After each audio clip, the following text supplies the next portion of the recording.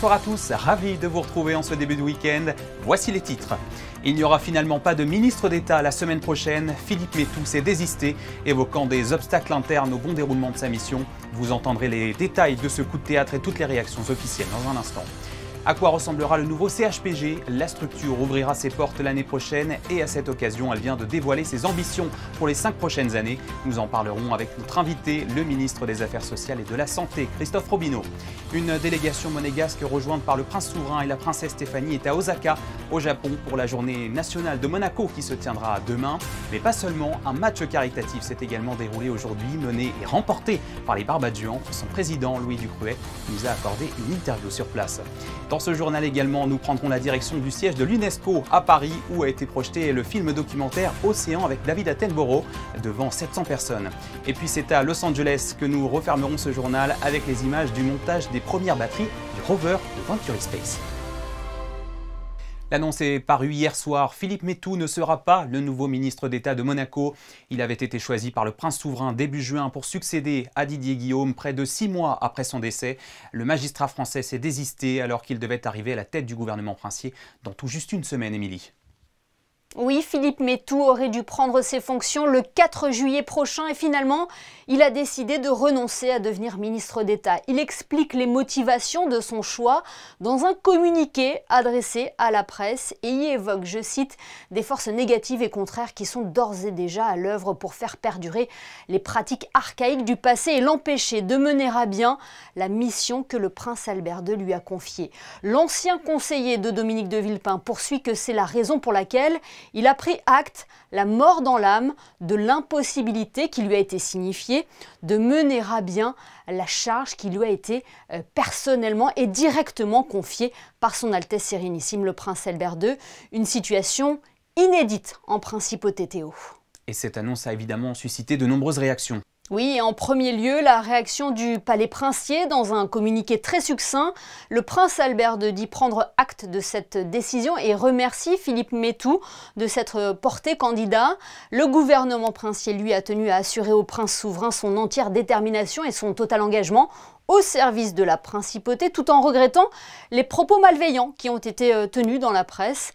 Discours également tenu par le Conseil national qui regrette cette situation et la mairie de Monaco également. Il est précisé, Théo, que suite à la décision de Philippe Métou, Isabelle Béraud-Amadei continuera d'assurer l'intérim jusqu'à la nomination d'un nouveau ministre d'État. Merci beaucoup, Émilie. Tout autre chose à présent, le CHPG a présenté aujourd'hui son plan de développement pour les 5 prochaines années. Comment améliorer la santé de la population, améliorer sa prise en charge et la qualité des soins. Pour découvrir les contours de ce projet, nous recevons le ministre des Affaires sociales et de la Santé, Christophe Robineau. Bonsoir. Bonsoir Théo. Merci d'avoir accepté notre invitation sur Monaco Info. Monsieur le ministre, le projet d'établissement 2025-2030 présenté aujourd'hui est celui qui sera déployé dans le nouveau CHPG qui ouvrira l'année prochaine. Quelle est la stratégie qui a été pensée pour cette nouvelle structure au niveau institutionnel ? Alors comme vous le savez, le projet du nouveau CHPG a été finalisé en 2013. Il a été voulu par le prince souverain. C'était une nécessité qui s'imposait à nous. Ce projet nécessitait de revoir un certain nombre des programmes prévus dans le nouvel hôpital. Le gouvernement princier a voulu que soit réalisé un projet d'établissement afin que l'on puisse réévaluer les besoins de la population, les attentes de la population, et les évolutions nécessaires à apporter ce projet. Actuellement, ce projet d'établissement est un pré-projet qui nécessite encore d'être étudié attentivement par le gouvernement pour être validé avant d'être mis en application, mais c'est un document qui nous paraît essentiel pour guider nos décisions futures. Alors une structure de cette ampleur implique bien sûr des coûts, des dépenses. Comment s'est construit ce projet sur le plan budgétaire ? Alors, en la matière, c'est bien évidemment le département de l'environnement, de l'équipement et de l'urbanisme qui maîtrise le déroulé des écoulements de ce budget. Ce que je peux vous dire, c'est que le budget était initialement chiffré en 2013 à 650 millions d'euros, que bien évidemment, compte tenu de la nécessité de revoir un certain nombre de phases programmatiques, ça impliquait une augmentation, une évolution du coût, et bien évidemment l'évolution géopolitique internationale et l'évolution de l'indice des coûts à la construction nécessitait de réévaluer le montant de l'enveloppe nécessaire à la construction du nouveau CHPG. À date, le montant évalué du coût de la construction est d'1,3 milliard d'euros, qui est vraisemblablement le coût qui sera nécessaire à aboutir dans cette construction. Alors nous savons que de nombreux pays européens souffrent aujourd'hui d'une pénurie de personnel médical. Est-ce que vous diriez que Monaco se porte bien sur le plan des effectifs, ou est-ce qu'il y a eu d'ailleurs une procédure de recrutement pour le nouveau CHPG ? Alors au jour d'aujourd'hui, le CHPG est pourvu en personnel médicaux et paramédicaux d'ailleurs, puisque l'établissement hospitalier monégasque reste un établissement attractif. Le projet Nouvel Hôpital apporte un renouveau dans l'attractivité pour les personnels travaillant au sein de l'établissement hospitalier.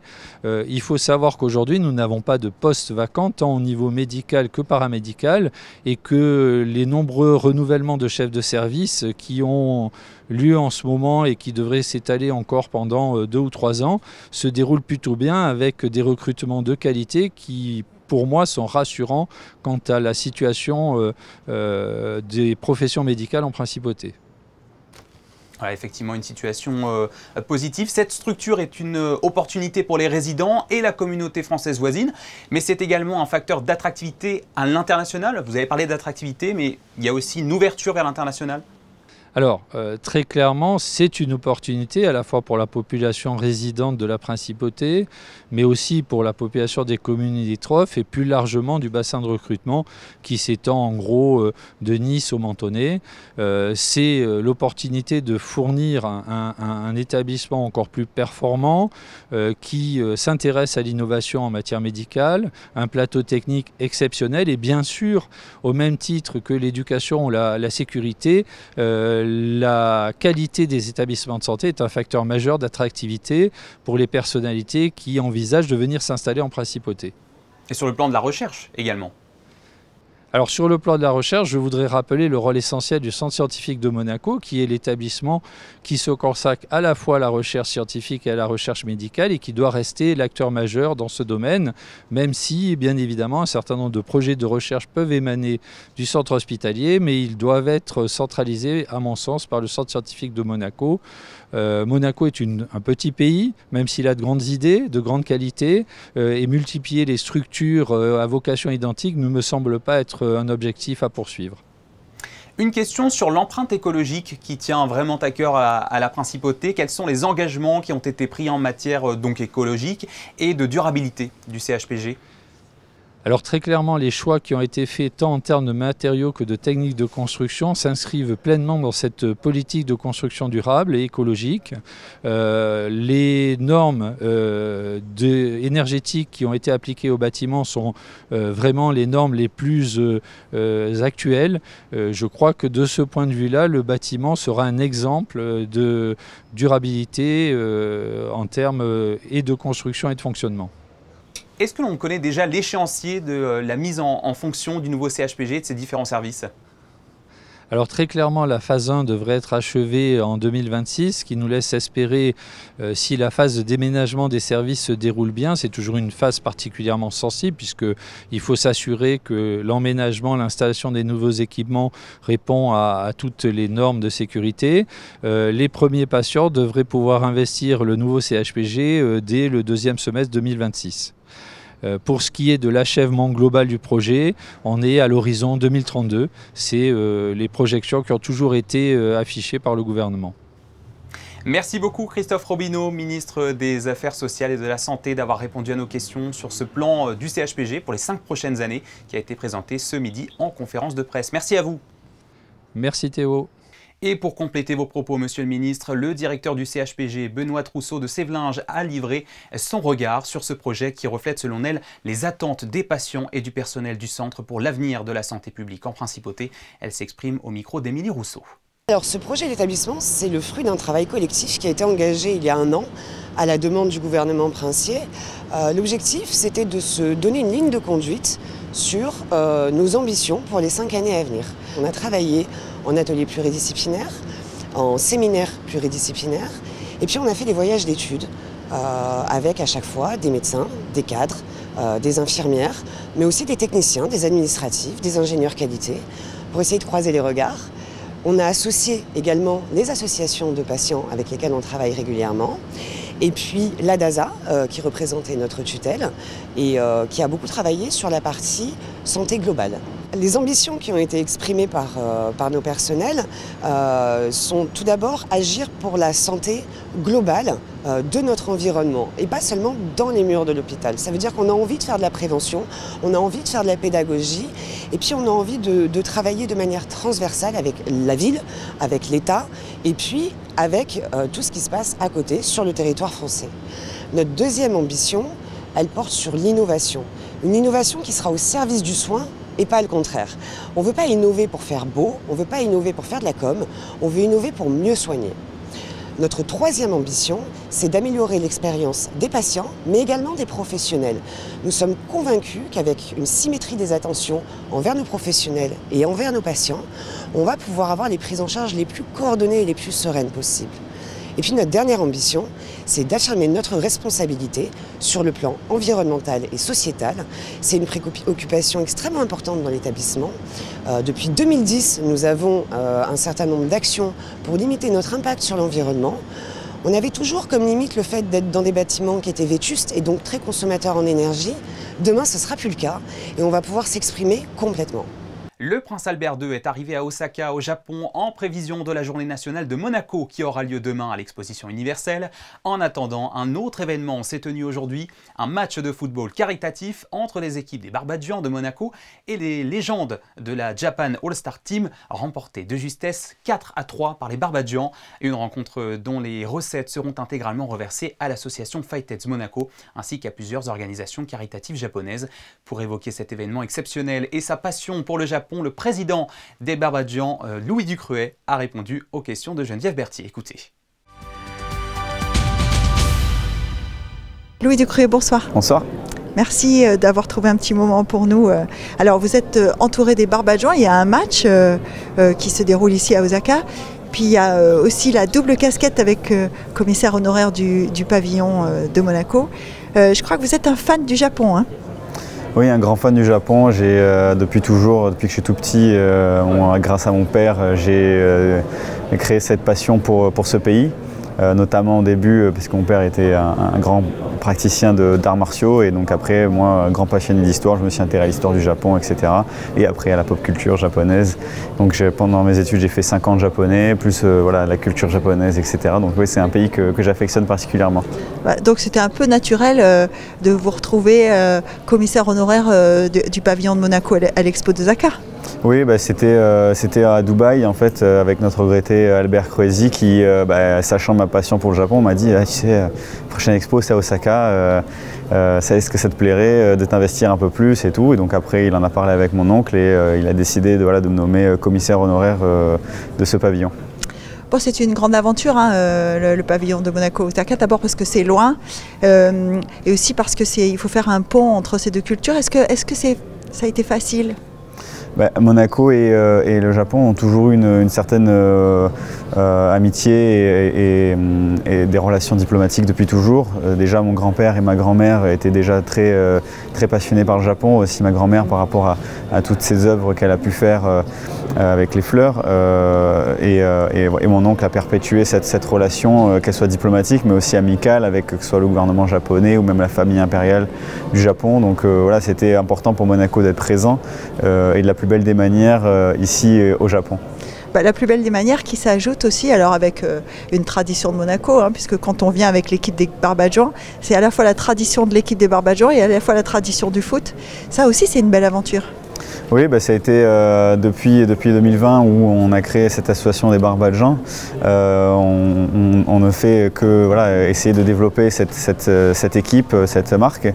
Et c'est vrai qu'aujourd'hui, on a 2 matchs en principauté et on avait comme idée de s'étendre à l'étranger. Et donc Osaka, aujourd'hui, c'est notre première expérience et j'espère qu'elle se passera bien. En tout cas, c'est un défi assez important parce que c'est des cultures différentes. On est loin de chez nous, loin de nos habitudes et de notre confort monégasque. Et donc aujourd'hui on se jette dans le bain et j'espère que ça se passera bien. Bon, vous avez eu l'adhésion de toutes les stars, enfin tous les joueurs qui sont dans l'équipe du Barbajan, ils sont tous là?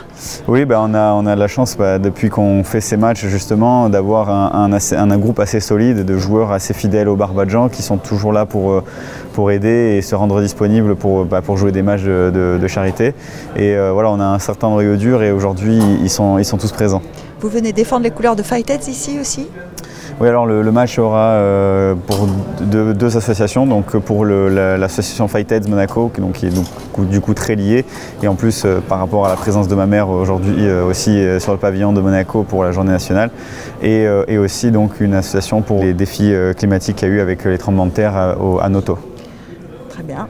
Est-ce que ça a été une difficulté logistique peut-être, mais est-ce que vous avez eu un bon accueil à Osaka, parce que le match se dispute dans le stade d'Osaka où l'équipe d'Osaka dispute ses matchs de première division japonaise. Est-ce que tout ça a été simple? Ouais, ça n'a pas été simple depuis le début. C'est vrai que, comme je disais, c'est une culture assez différente. Donc, on a dû faire comprendre qu'est-ce que c'était un match de charité et montrer qu'on n'était pas des Européens qui arrivaient en terre conquise à vouloir faire tout ce qu'on voulait. Et que les Japonais nous ont quand même bien montré que chez eux, il faut respecter leurs règles et leur manière de faire. Et c'est ce qu'on a fait de la meilleure des manières possibles. Et aujourd'hui, tout est au vert pour que ça se passe bien. Merci beaucoup d'avoir trouvé un moment pour nous. Merci à vous. Et après cette entrevue, retour sur les temps forts de cette rencontre caritative avec nos correspondants sur place, Bastien Bory et Hugo Comassa. Reportage. La cause valait bien le déplacement. Avec Ludovic Giuli, Louis Ducruet mène l'échauffement peu avant le coup d'envoi au pied du célèbre château d'Osaka. Les 10 000 km qui séparent Monaco du Japon n'auront eu raison ni de l'amitié entre ces hommes, ni de la passion de Louis Ducruet pour le Japon, ni de la mission du jour, reverser tous les fonds générés par l'événement à Fightheads Monaco, ainsi qu'à la péninsule japonaise de Noto, ravagée par un tremblement de terre l'année dernière. Sous les yeux de l'impératrice du Japon, du prince Albert II, de la princesse Stéphanie, de nombreuses autres personnalités, et face à des stars du football japonais, les joueurs de Louis Ducruet ont fort à faire ce soir. Être en forme, on en parlait, c'est quelque chose d'assez compliqué et c'est toujours un plaisir. Il y a du public qui est venu nous voir, donc voilà, on vient de loin et on a un vrai plaisir d'être là sous la tunique monégasque. Mais voilà, plein d'énergie, plein d'enfants dans le stade, on aime ça. Ouais. Bien évidemment, ça réunit une certaine communauté. Alors là, c'est plutôt la principauté de Monaco, mais on s'aperçoit que même moi, personnellement, qui n'ai pas joué pour Monaco, quand Ludo Giuli, par exemple, fait appel à moi, de suite, je dis oui, parce que je sais que c'est important de se retrouver, de se revoir en dehors et sur le terrain. Et puis, encore une fois, le plus important, c'est pour la bonne cause. C'est pour ça qu'on est là. L'ouverture du score est japonaise, mais les Monégasques finissent par égaliser. Et après une première mi-temps équilibrée, le score est de 2-2 au retour des vestiaires. Puis, peu après la reprise, 3-2 pour les Japan Legends, qui résistent ensuite aux percées de Ludovic Giuli et aux frappes lointaines de Robert Pires. Ce sont finalement Gaël Givet et Serge Gapquet qui trouvent la faille coup sur coup en fin de match. Score final 4-3 pour Monaco. C'était quelque chose d'important pour tout le monde et on a été présent, on a été sur le terrain fort et je crois que même au niveau de l'organisation c'était top, tout le monde est content. Donc c'est à refaire, mais en tout cas c'était un bel événement et on est très content d'être là, d'avoir pu y participer. Si Monseigneur est content et toute la famille princière, je suis très heureux. Cela faisait longtemps que Louis Ducruet cherchait à développer la marque de son club de football au Japon. C'est désormais chose faite. En sport, l'information de la journée, c'est cette sélection de 3 joueurs monégasques pour l'Euro de basket. Le sélectionneur français Frédéric Fautou a retenu Mathieu Strazel, Eli Okobo et Mame Jaïté que l'on retrouvera au sommet de cette confrontation européenne du 27 août au 14 septembre prochain. Ce vendredi est également un jour particulier pour l'AS Monaco FC. Le club vient de dévoiler sa tenue domicile 2025-2026 avec Mizuno, son nouveau partenaire majeur. Vous le voyez, le maillot conserve son emblématique diagonale rouge et blanche, mais un petit détail inédit fait son apparition. Un motif en rayures embossées qui rappelle le maillot avec lequel les joueurs de la Principauté avaient remporté le premier trophée de leur histoire, la Coupe de France en juin 1960. Et puisque l'on parle football, la Ligue 1 vient quant à elle de dévoiler son calendrier pour la saison prochaine. Elle débutera le week-end du 17 août avec en ouverture une rencontre entre le Stade Rennais et l'Olympique de Marseille.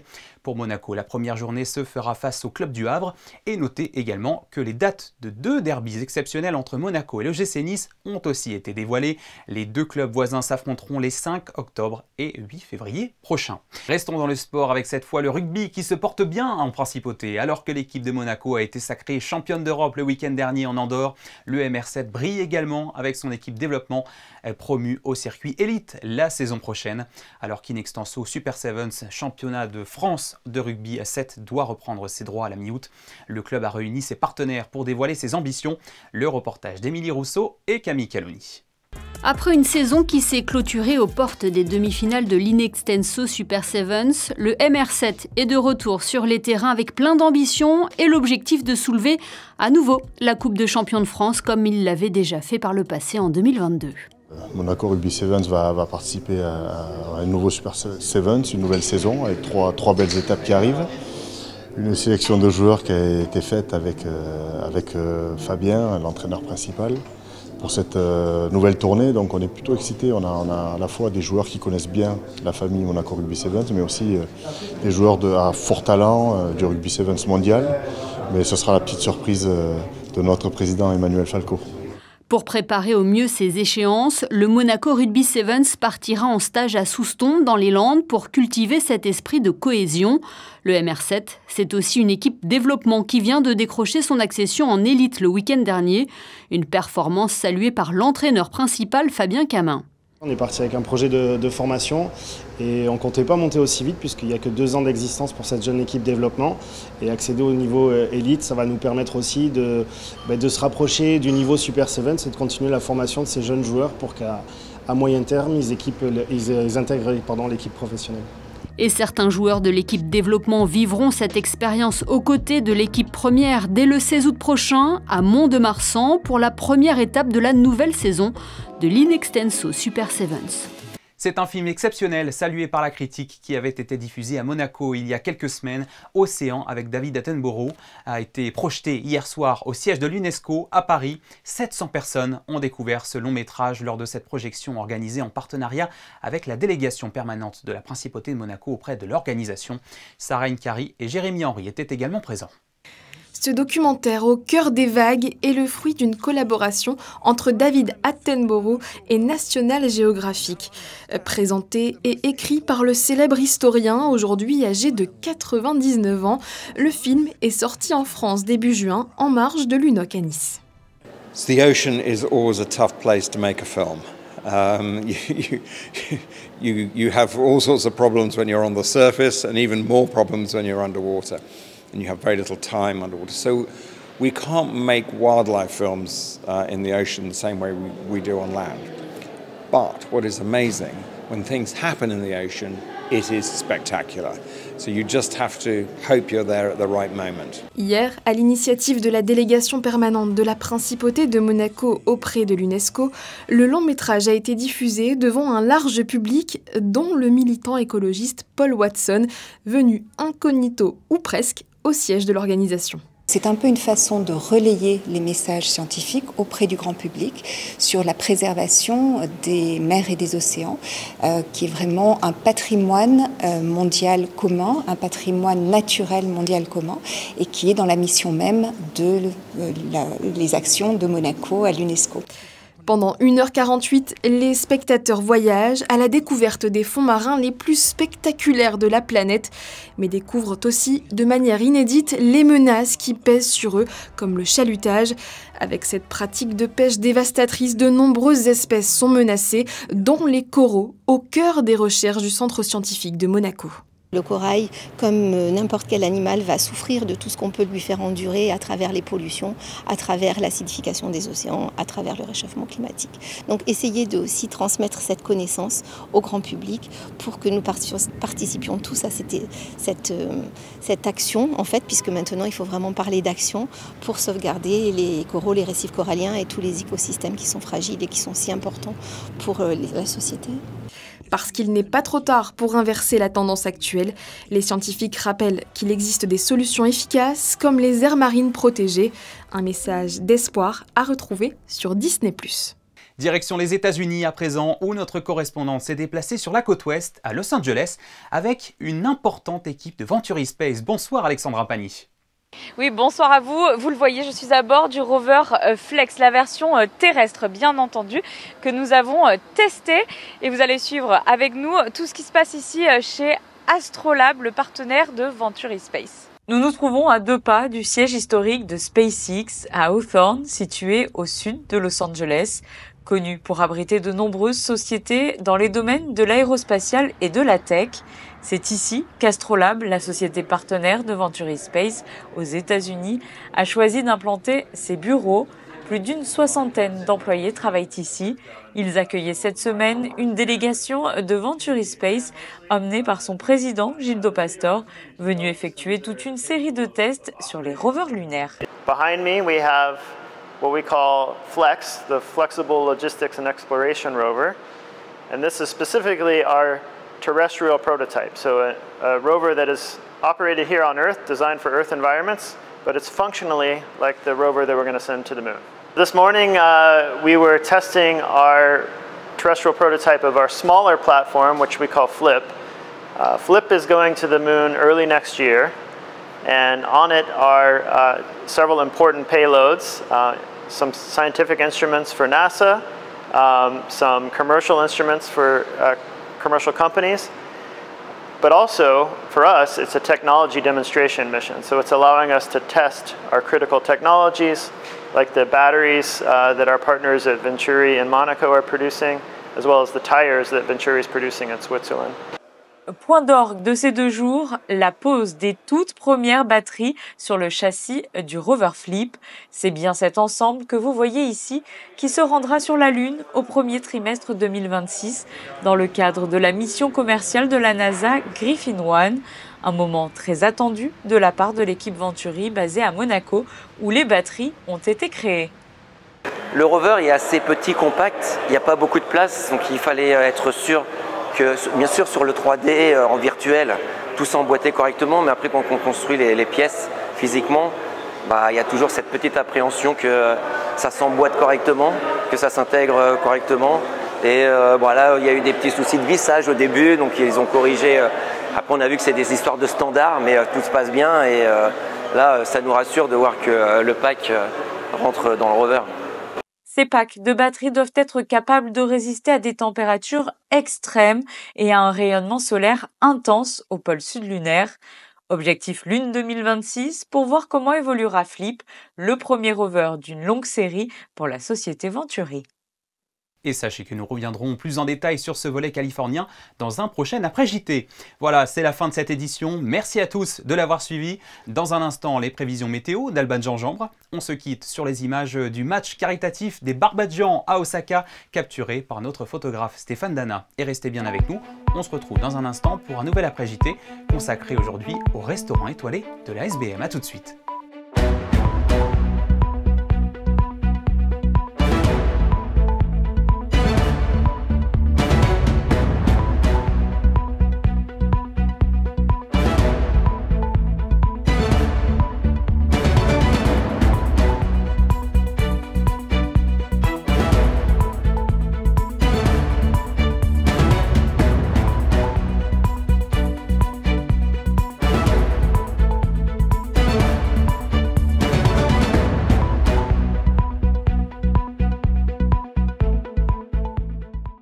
Retrouvez la météo avec Suisse Courtage, votre partenaire de confiance en assurance à Monaco. Protection sur mesure pour particuliers et professionnels. Bonsoir à tous. De fortes chaleurs sont attendues tout le week-end. Demain, nous aurons droit à un ciel bleu et ensoleillé avec des températures comprises entre 25 et 32 degrés. Ressenti 41 sous l'influence du soleil l'après-midi. Pensez bien à vous hydrater et à vous protéger de cet indice UV toujours très fort. Le samedi 28 juin, nous fêtons les Irénées. Et la citation du jour, il faut avoir déjà beaucoup appris de choses pour savoir demander ce qu'on ne sait pas. Des mots du philosophe Jean-Jacques Rousseau, né un 28 juin 1712. C'était la météo avec Suisse Courtage, votre partenaire de confiance en assurance à Monaco. Protection sur mesure pour particuliers et professionnels.